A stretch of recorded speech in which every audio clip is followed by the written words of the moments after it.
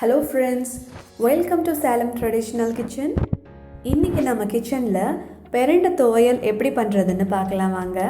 அதுக்கு நான் ஒரு கட்டு அளவுக்கு பிரண்டையை எடுத்து க்ளீன் பண்ணிவிட்டு மேலே இருக்கிற நாரெல்லாம் எடுத்து சின்ன சின்னதாக கட் பண்ணியிருக்கேன். முதல்ல இதை நம்ம வதக்கி எடுத்துக்க போகிறோம். அதுக்கு ஸ்டவ் ஆன் பண்ணி ஒரு கடாய் வச்சுக்கோங்க. கடாய் காஞ்சதும் அதில் 2 டேபிள் ஸ்பூன் அளவுக்கு நல்லெண்ணெய் சேர்த்துக்கோங்க. இப்போ இதில் கட் பண்ணி வச்சுருக்கிற பிரண்டை எல்லாத்தையும் சேர்த்து நல்லா வதக்கி எடுத்துக்கலாம்.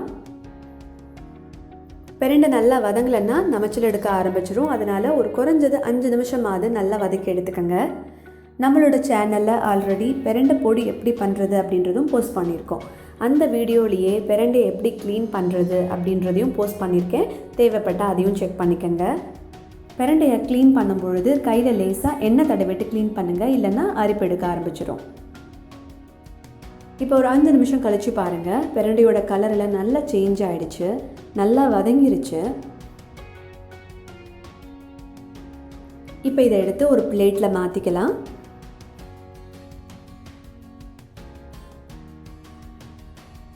அந்த கடாயிலேயே கொஞ்சம் எண்ணெய் இருக்குங்க, அதோடவே இன்னும் 1 ஸ்பூன் எண்ணெய் சேர்த்துக்கிறேன். அதில் 1 ஸ்பூன் கடலைப்பருப்பையும் 1 ஸ்பூன் உளுத்தம்பருப்பையும் சேர்த்துக்கலாம்.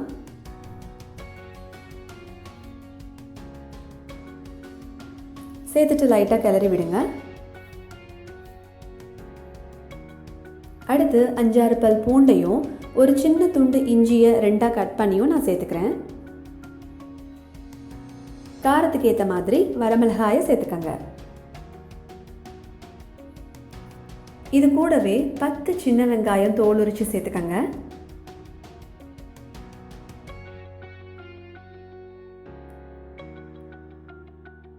சேர்த்துட்டு நல்லா கிளறி விடுங்க. உளுத்தம்பருப்பு கடலைப்பருப்போட கலரில் நல்லா சேஞ்ச் ஆகணும். வெங்காயம் பூண்டெல்லாம் நல்லா வதங்கி வரணும். இப்போ பாருங்கள், உளுத்தம்பருப்பு கடலைப்பருப்பில் நல்லா கலர் சேஞ்ச் ஆகிடுச்சு. வெங்காயம் பூண்டெல்லாம் வதங்கிருச்சு. இந்த ஸ்டேஜில் இதோட ஒரு கொத்து கருவேப்பிலையை சேர்த்துக்கலாம்.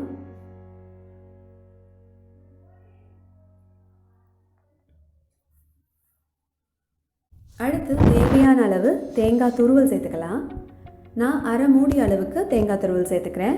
உங்களுக்கு துவையல் எவ்வளோ தேவையோ அதுக்கேற்ற மாதிரி தேங்காய் துருவலோட அளவை கூட்டவோ குறைக்கவோ செஞ்சுக்கோங்க. சேர்த்துட்டு நல்லா 1 நிமிஷம் கிளறி விடுங்க.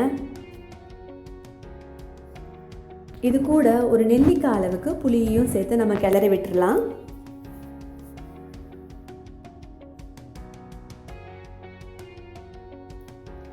அவ்வளோதாங்க, ரெடி ஆகிடுச்சு. அடுப்பை ஆஃப் பண்ணிடலாம்.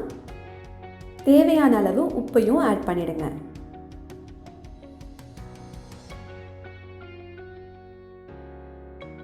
எல்லாம் நல்லா வதங்கிருச்சு. அடுப்பை ஆஃப் பண்ணிடலாம். ஆறின பிறகு நைஸாக அரைச்சி எடுத்துக்கலாம்.